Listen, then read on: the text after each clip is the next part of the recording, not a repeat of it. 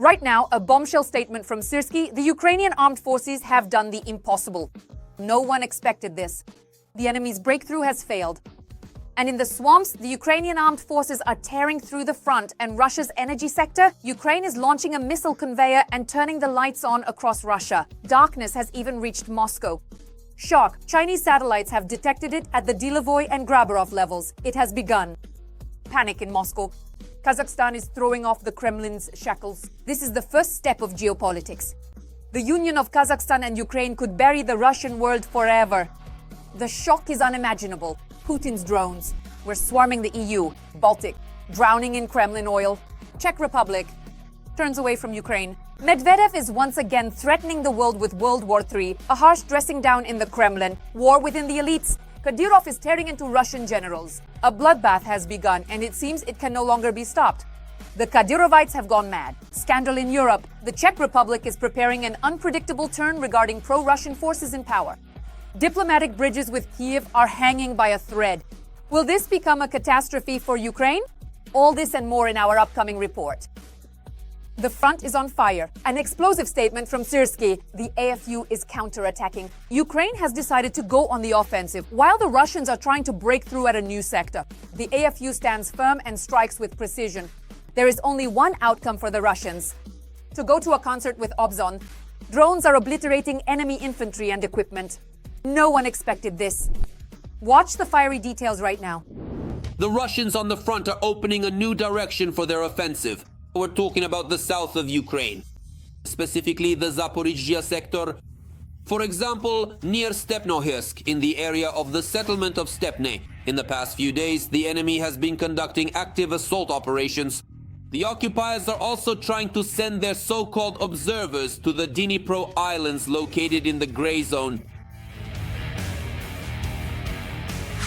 Fortunately, all enemy attempts to gain a foothold and deliver ammunition across the river end the same way. For instance, the unmanned systems unit of the 15th Operational Brigade Karadak has thwarted more than one such attempt. Those few who do manage to cross the river are already being awaited on land by Ukrainian drones. Overall, in the southern operational zone, the enemy is striking with both guided aerial bombs and unguided rockets. They are constantly increasing the use of kamikaze drones. Also, over the past few days, due to worsening weather conditions, the occupiers have increased the number of artillery shellings. Wherever the occupiers can reach with their drones, all the fields and tree lines are strewn with fiber optic cables. This, for example, is what the Pokrovsky direction looks like today. The area around is completely covered with fiber optic cables, each one connected to a deadly FPV drone. But despite all this, our soldiers keep working and are carrying out a real hunt for the occupiers. Our drone operators find the enemy everywhere, in buildings, tree lines and shelters, after which they give a warm welcome to enemy infantry and equipment. Despite all the efforts of the Russians, our soldiers managed to achieve success in certain sectors of the front. For example, in Donetsk region, the armed forces stopped the advance of the occupiers in one of the directions, stabilized the situation, and are eliminating the remaining saboteurs. In particular, the defense forces have stabilized the situation in Yampol in Donetsk region and are clearing the area of sabotage groups.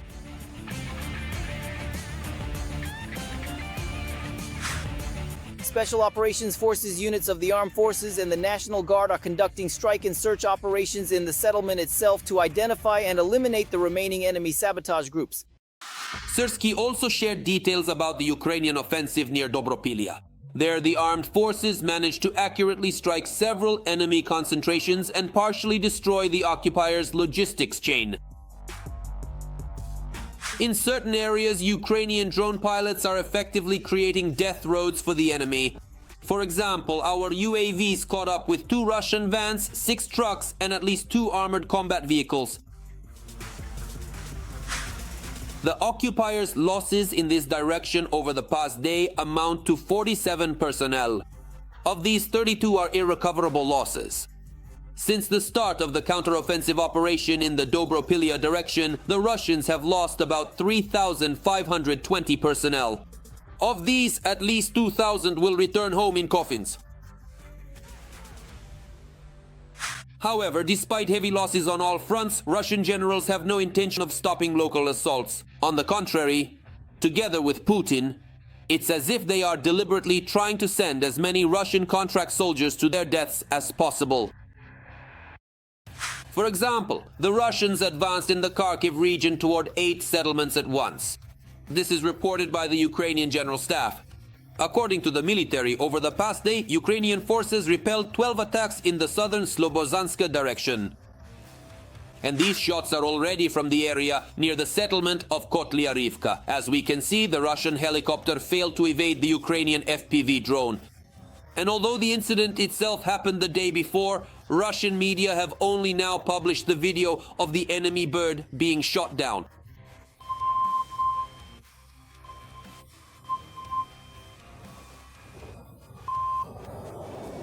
On the Lyman front, the enemy has already launched as many as 12 attacks, trying to advance near the settlements of Karpivka and Hrekivka. Fighters from the 3rd Army Corps broke through the occupiers' positions and got behind enemy lines. As a result, the Ukrainian Exchange Fund has been replenished with a couple of new Russian prisoners. Don't kill, just come out. I will not kill. I promise, I won't kill. Come out with your hands visible! Throw away your weapon! Come out! You'll get to go home, idiot! Come out! Come out! However, not all occupiers are lucky enough to be taken prisoner.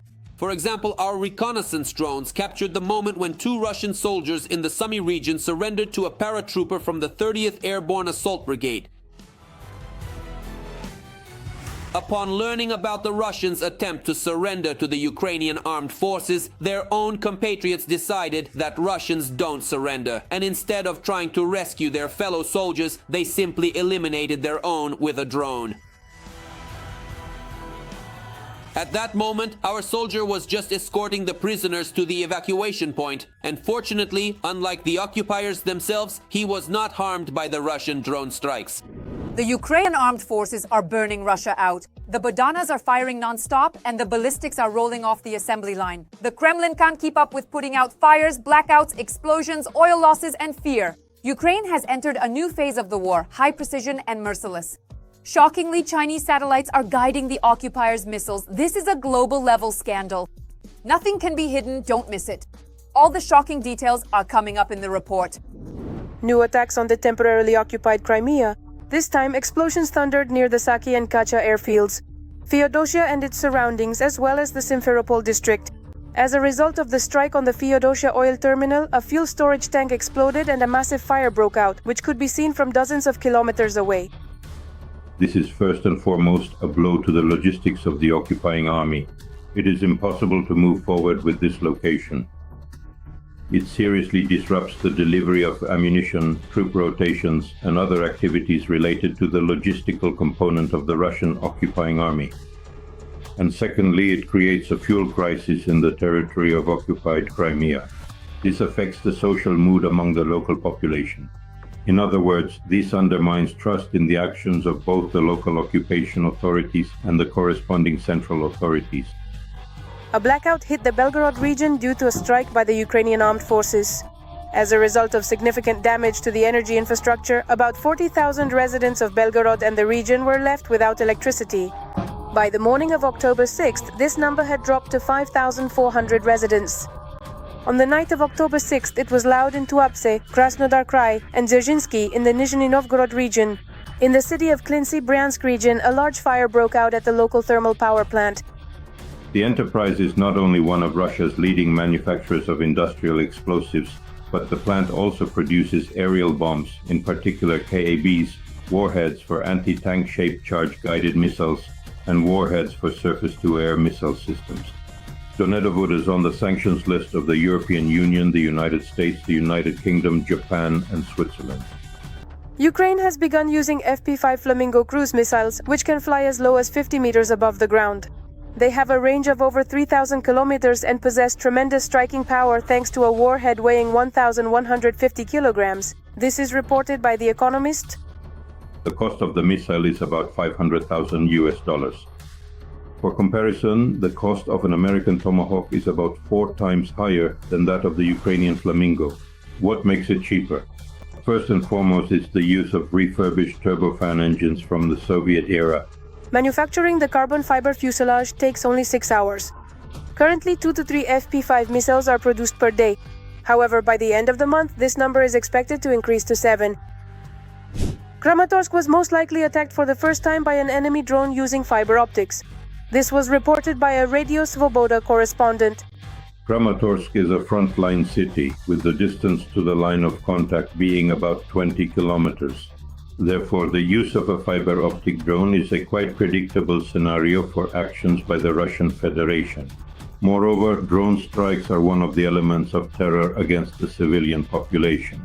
I should note that the use of fiber optic drones was confirmed by the Kramatorsk City Council. But what is particularly telling is that this drone struck a passenger car that was parked near a multi-story residential building. In other words, this once again underscores that the Russian Federation has chosen a tactic of terror against the civilian population. During the massive Russian missile and drone attack on Ukraine on October 5th, at least 3 Chinese reconnaissance satellites were recorded over the Lviv region, which took the brunt of the strike, according to journalists from the publication Militarny. According to the official Chinese position, satellites of this type are used for scientific experiments, land resource research, and disaster prevention. However, it is also believed that these are military reconnaissance satellites. At the same time, it is noted that it is unknown whether these satellites were actually conducting reconnaissance during their flights over Ukraine.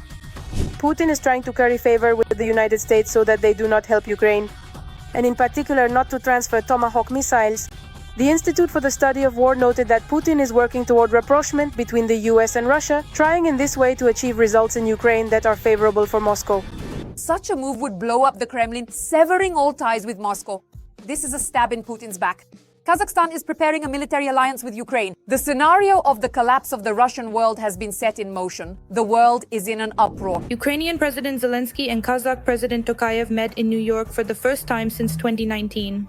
On the sidelines of the General Assembly, Tokayev stated that it was time to sit down at the negotiating table, although he did not directly condemn Russia.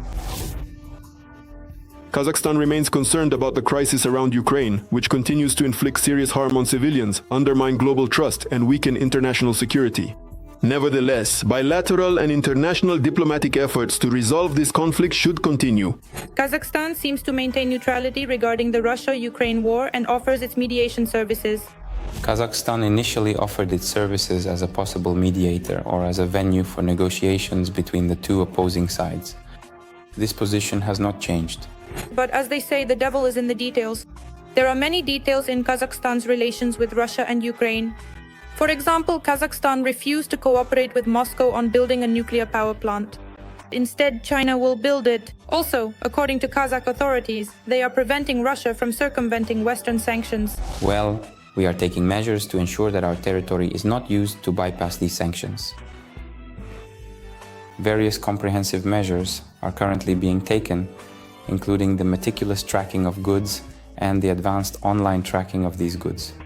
This also encompasses the significant creation of a specialized dedicated website where one can conveniently and easily check whether a particular company or specific goods are indeed present on the official sanctions list. Traderradar.kz. I think all of our valued exporters are well aware of this important matter, and accordingly they consistently adhere to it.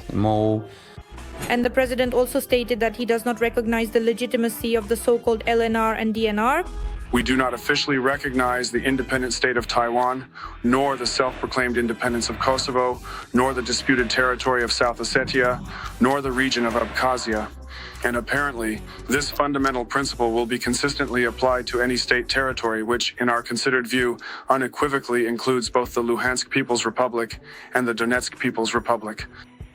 Naturally, Russian politicians and propagandists cannot tolerate such audacity and regularly threaten Kazakhstan with war, claiming the same thing as with Ukraine, that these are supposedly originally Russian territories. And if we don't resolve the issue with Ukraine, then we'll have problems with Kazakhstan, with Armenia, and with other countries that surround us. With Kazakhstan, well, of course.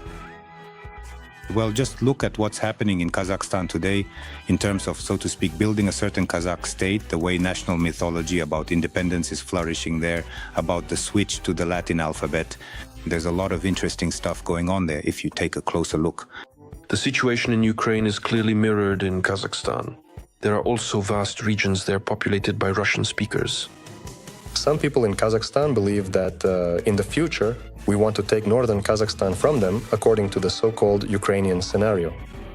What do you think? Did we ever have such plans? Do we have any intentions like that? I believe that we have historical rights to that land. This is an industrial region. These are cities built by our ancestors. So why did we give them away in '91? On what grounds? Because of this, Kazakhstan has created a list of Russian citizens who are banned from entering the country. This list includes about a dozen deputies of the Russian State Duma, as well as the notorious Tina Kandelaki, the ideologue of the Russian World Dugin, and the late husband of propagandist Simonyan. Oh, my dear Kazakhs, my beloved brothers, what kind of profound ingratitude is this that you are displaying? Please, take a very good and careful look at the current situation in Ukraine and truly think seriously and deeply about it. If you genuinely believe that you can continue being so sly and cunning and that absolutely nothing negative will happen to you because of these actions, then you are profoundly and utterly mistaken in your assumptions. President Zelensky has repeatedly stated, citing intelligence data, that Russia has military plans for Kazakhstan. So the information we received indicated that among their priorities are the Baltic countries, Moldova and Kazakhstan. These are the closest targets for the Russian Federation. The president of Kazakhstan stated that he would suppress any attempts at separatism, while Kazakh deputies went even further and laid claims to territories that are part of Russia. As responsible and conscientious citizens, we must actively and unequivocally oppose any and all manifestations of radicalism, extremism, and separatism. We must be both delicate and firm in our approach, and ultimately, we must always strive to be fair and just in our judgments. We need to understand that Novosibirsk is not Novosibirsk, it's Novaya Sober. These are our Kazakh territories. Tyumen is the southern region of the Golden Horde, which means that even beyond Tyumen, further north, those are also our territories. Orenburg, not Orenburg, but Oremburg. And at one time it was the capital of the Kazakh state. There was also a lot of different information from intelligence, for example, that Putin demanded that Tokayev supply weapons for the war with Ukraine, and after Ukrainian drone attacks on oil refineries, he begged Kazakhstan for gasoline. At the same time, Putin constantly humiliatingly mixes up Tokayev's first name and patronymic, and he probably does it on purpose. Everyone knows that the president of Kazakhstan, Kemezhemich Tokayev, appealed for help to the members of the Collective Security Treaty Organization. Here is Kemezhemich Orenburg speaking, and the respected Kassym-Jomart Kemilovich, it's good to see you again. So, Kassym-Jomart Kemilovich said that somewhere around 27 billion. Respected Kassym-Jomart Kemilovich. Putin's plan was to draw Kazakhstan into the so-called Union State, similar to what happened with Belarus, but nothing came of it, and Tokayev only mocks such proposals. Recently, the president of the Republic of Belarus, Alexander Ivanovich Kushenko, proposed that Kazakhstan join the Union State. But I appreciate the joke for what it is. I don't think there's any need for this, since there are other integration associations. First and foremost, there are the Eurasian Economic Associations, as for nuclear issues, soundtracks, Alexis Carbon Cheese, and APIC application. Even those who seem to be Russia's closest allies understand that it's impossible to trust terrorists and murderers, so it's necessary to keep them at a distance and, if possible, support those who oppose them. Every voice matters. Join our community, support independent journalism and help us bring you the truth from Ukraine. Become a member of Ukraine Today. Join us now. A sensational exposé of the Kremlin Merz has shocked the world. Tomahawks are approaching, the bunker dwellers are losing their composure. Saliva of threats and panic, the bears are in hysteria again. A new low for the Kremlin. Cuban mercenaries under the Russian flag are already in Ukraine. An eco-catastrophe is on the horizon. Russia's shadow fleet is turning the Baltics into a black stain. A 180-degree turn in the Czech Republic, a new ally for Putin. Watch all about this right now. It seems Putin is afraid of possible attacks. The Kremlin masters are manipulating the US president so that Ukraine doesn't get long-range Tomahawk missiles. This will lead to the destruction of our relations. At any rate, it will destroy the positive trends that have started to emerge in these relations. So I am saying exactly what I think. And how things will turn out depends not only on us, and not only on me. After all, we still haven't heard an official decision. Trump's transfer of these missiles to Ukraine. These manipulative discussions have most likely become tiresome for both the United States, Trump's team, and Trump himself.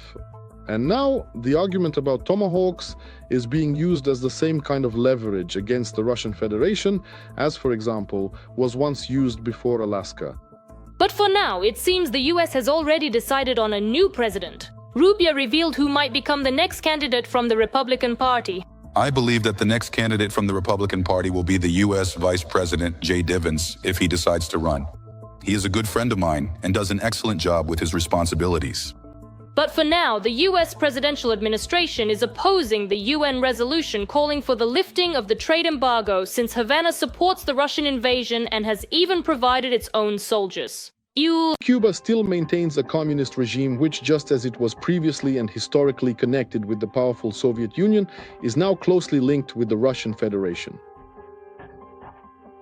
For the United States, specifically under the administration of President Trump, such an isolated enclave, so to speak, situated just off the coast of the continental United States, is most definitely not needed at all. The European Union itself, as a structure, I would say, in its current form, is not really designed to provide any constructive or rapid responses to such threats, especially of a military nature. Munich's main airport halted operations, all because of unidentified drones. But unsurprisingly, Merz suspects that Russia is behind these drone incursions. What a piece of news. The German Chancellery, right from the very beginning, was already talking about aggressive actions by the Russian Federation against the European Union, NATO, and Germany itself. He is one of the first European leaders to call things by their proper names. The European Union itself, as a structure, I would say in its current form, is not really designed to provide any constructive or rapid responses to such threats, especially of a military nature. And as usual, for any words spoken against Russia, the Kremlin will always find something to say in response. Berlin still hasn't figured out the pipelines. They still don't know who blew them up. Looks like they'll get around to the drones next century. A change of power in the Czech Republic. Could there really be a second Hungary? The war is decided. The Russians have won. In the Czech Republic, the ANO party led by Andrej Babiš won, and he promised to cut off military aid to Ukraine, and Orban is even considered an ally. So what will actually change? I would still distinguish quite clearly between the specific political accents and the particular emphasis that Babiš made during his extensive election campaign, and importantly how Babiš will actually conduct himself and act in his official capacity if he ultimately becomes the Prime Minister of the Czech Republic. Still, I am convinced that his policy will be much more Czech-centered, but at the same time fairly constructive in its orientation. Nevertheless, even though Czech policy may become less friendly toward Kiev, there's clearly no reason to expect a second Hungary or even Slovakia. A shakeup among the elites in the swamps. A war has broken out in the Kremlin between Kadyrov and General Shamanov. The conflict is already at its breaking point. Harsh accusations and insults are flying thick and fast. What triggered this, and what will the new Zhabagadyukin lead to? Find out more in the following report. These are originally Russian lands, so hands off Russian history. A new absurdity is unfolding in the Russian State Duma.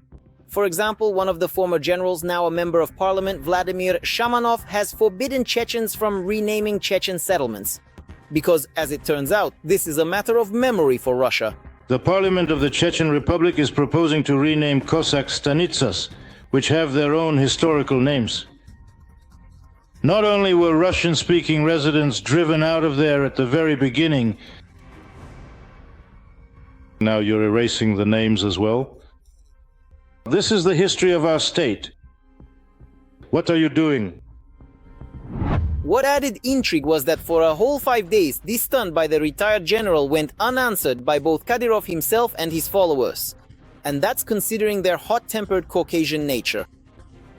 Here, what's important is not what Shamanov said, but how Shamanov said it. It's this manner in which Shamanov quite literally lashed out. And he lashed out at everyone, starting with Kadyrov and ending with any of Kadyrov's propagandists. However, after almost a week, the head of Chechnya finally mustered up the courage and addressed his people. He was the most brutal towards the Chechen people. a general who would take men out into the field and execute them, Kadyrov stated. In his message, he also suggested that Shamanov should go fight in the war in Ukraine. Interestingly, the address to the Russian general was, for some reason, delivered in the Chechen language. Analysts believe that the statement was intended for a domestic audience.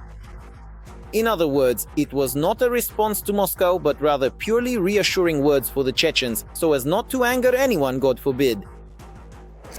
In no way, in this matter, in this confrontation, will the Russian Federation side with Kadyrov, especially in the current situation. In my opinion, what Kadyrov said, especially since he said it in Chechen, was an attempt to gain supporters for himself at the critical moment. The idea is, even if he was a villain, even if he killed and took part in all the atrocities that happened in the Czech Republic, lately he has changed, and moreover, he has started calling things by their proper names. Here it's worth mentioning, who is Vladimir Shamanov? The Russian general was the commander of the airborne forces and participated in both Chechen campaigns. It was him whom Kadyrov fought against as a teenager. At the same time, Shamanov is noted as an extremely harsh and brutal commander. Why would I need you for 100 years? I don't need you at all. And here's what people in Chechnya remember about him. December 1999, in the village of Ankanyurt, federal troops under his command enter the settlement. After the battle, real reprisals begin. Civilians are killed. There are rapes and looting. February 2000, Kadyrov. The European Court of Human Rights recognized that the operation, which involved the massive use of indiscriminate weapons, killed civilians and violated the right to life. The court pointed to the responsibility of the command. That command was Shamanov. The day after Kadyrov in Novye Aldi, a sweep, hundreds were executed without trial. And when Colonel Budanov kidnapped and killed 18-year-old Elza Kungayeva, General Shamanov did not take the side of the law. He defended the murderer, called him the best commander, and demanded that the image of the Russian officer not be tarnished. He is a true hero. Yes, he fights tough, but not cruelly. Tough. At the same time, after years of faithfully serving the Kremlin, Kadyrov apparently still hasn't forgotten all of Shamanov's exploits in those wars, hence his reaction. Indeed, it's because of the tribunal, because he sided with a friend. As for the essence of the conflict around the renaming, there is no more inherently Russian about the renamed stanitsas than there is in Transnistria or Abkhazia. It's just as much a foreign region, which the Russians once also took by force. In fact, the history of these stanitsas is such that, back in the days of the Caucasian War, during the expansion into the Caucasus, Chechen villages were destroyed, and in their place, Cossack stanitsas were established as fortifications. And of course, they were given names. Cossack Russian names. These names, Shelkovskaya, Cernovodskaya, Anauskaya, are precisely the names given by the conquerors. The Kremlin clique can no longer be stopped. In disputes between a Russian and a Chechen there, they typically side not with the one who is right, but with the one who is ethnically closer. As a result, Z-bots have already flooded Runet, scrambling to respond to Kadyrov. It is incredibly convenient, living in a state of extreme and opulent luxury, to simply send someone else, perhaps a less fortunate individual, off to fight in a distant and dangerous war, without having to experience any of the hardships or consequences oneself.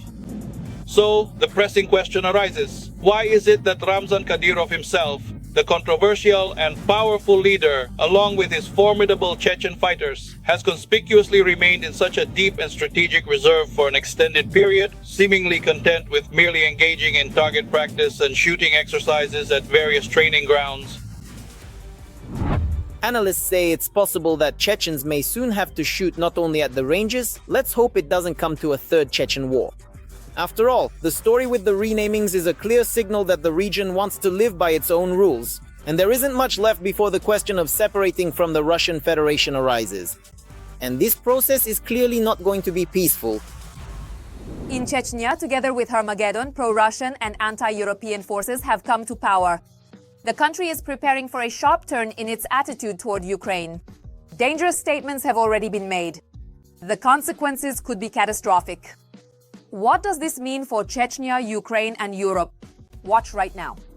In the Czech elections, the ANO party of former Prime Minister, billionaire and Eurosceptic Andrej Babiš came in first. He is known, to put it mildly, for his pro-Russian views and his sympathy for leaders like Orban and Fico. Ukraine is not ready for the European Union. We must first end the war. We can cooperate, but you are not ready. Babiš is also called the Czech Trump, who is likely a fan of the US president. The pro-European Together coalition of the current Prime Minister Petr Fiala received more than 20% support. The country has elected deputies who will decide which course the Czech Republic will take for the next 4 years. The idea that we will drag the Czech Republic somewhere to the east is a lie that politicians from the government use to scare people. None of the parties managed to overcome the 50% threshold, and the next government in the country will be a coalition.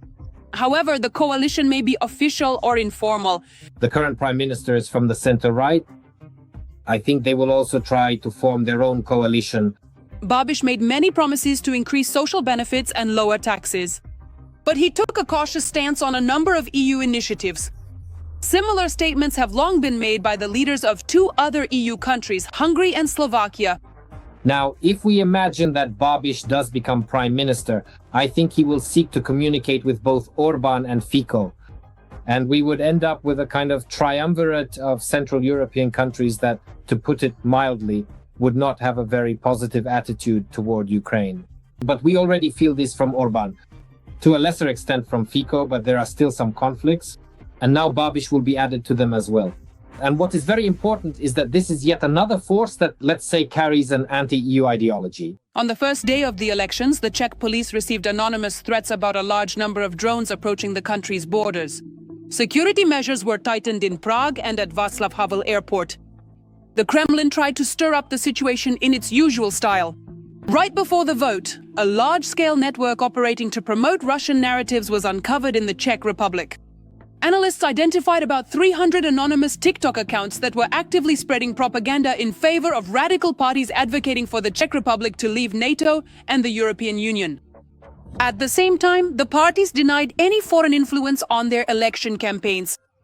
The Kremlin's main goal is to undermine faith in democratic mechanisms, legal norms, as well as membership in the EU and NATO in every European country.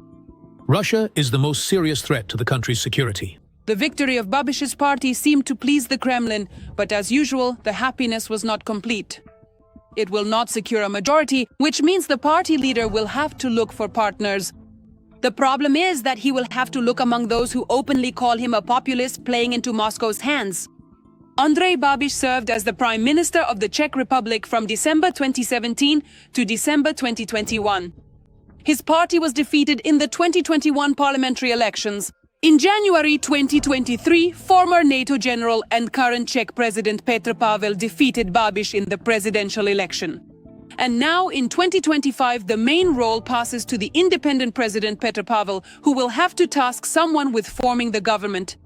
The main question now is whether Babiš can become Prime Minister again.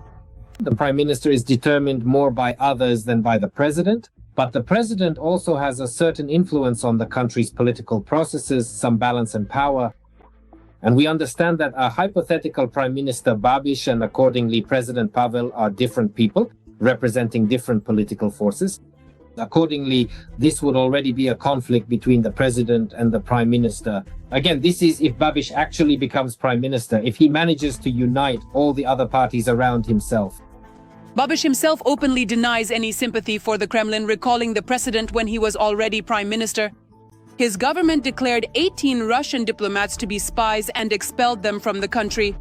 When, as a result of the investigation into the ammunition depot explosions, it turned out that it was not just anyone but Russian special services who were behind them. It's a paradox, but there are practically no official materials regarding this case. But soon after, Babiš once again started talking about the need for dialogue and the importance of economic ties with the Russian Federation. There is a widely held opinion that Andrej Babiš earned a significant portion of his money thanks to Russian financial funds. Accordingly, he is perceived as someone who has close ties to Russia, close ties to the Kremlin, and this poses a threat to Ukraine. So how will the victory of the right wing in the Czech elections affect Ukraine? This worries not only Ukrainians themselves, but also Europeans. I have met with Zelensky 3 times. We help Ukraine through the EU. We pay large sums into the European budget, so we are already helping. During the campaign, Babiš criticized what he considered to be excessive aid to Ukrainian refugees. First, they raised taxes for Czech parents. They took away child benefits. They cut benefits. And now just imagine they're coming up with maternity leave for Ukrainian women, not for our women, but for Ukrainians. As a right-wing populist, he has repeatedly spoken about the need to cut back or wind down aid programs for Ukraine. But experts believe that his rhetoric could change dramatically after the elections. People promise a lot of things, but when they win elections and come to power, they can suddenly change their stance because slogans are one thing, the ones they used to get elected. It's another matter entirely what they actually have to do, especially considering the complexities of dividing up the EU budget. A person might really go around saying, we need to stop helping Ukraine, we need to end everything, but then they come to power and realize that's not the case. Because of this, they might miss out on EU budget funds, plus there are the risks that we all see for European countries, risks that Poland, Finland, Denmark and Norway are all aware of. So all these sentiments are present as well. And the image of a force that would act as a hypothetical collaborator in Russia, nobody needs that. That's all for now. For more breaking news from the front, tune in to our next episode.